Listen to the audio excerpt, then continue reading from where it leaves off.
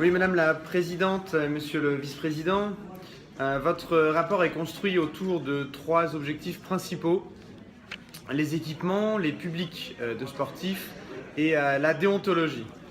Concernant les équipements, votre rapport vise principalement à lutter contre la carence dont pâtissent les habitants de notre région, puisque, vous l'avez rappelé, le taux d'équipement de l'Île-de-France est 55% inférieur à la moyenne nationale, un exploit à mettre, je crois, au crédit des 17 ans de la précédente majorité.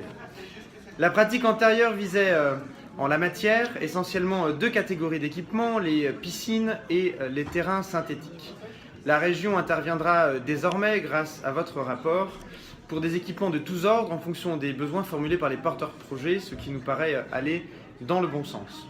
L'idée d'ouvrir les équipements hors lycée aux lycéens paraît nécessaire au regard de l'effort de rationalisation des deniers publics qui s'impose à nous, et nous pourrions, Monsieur le Vice-président, d'ailleurs aller plus loin en organisant également davantage d'ouverture des équipements sportifs des lycées aux usagers extérieurs.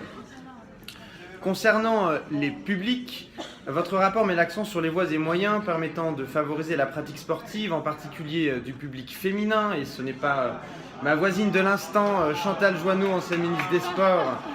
qui dira le contraire, et également la pratique des personnes en situation de handicap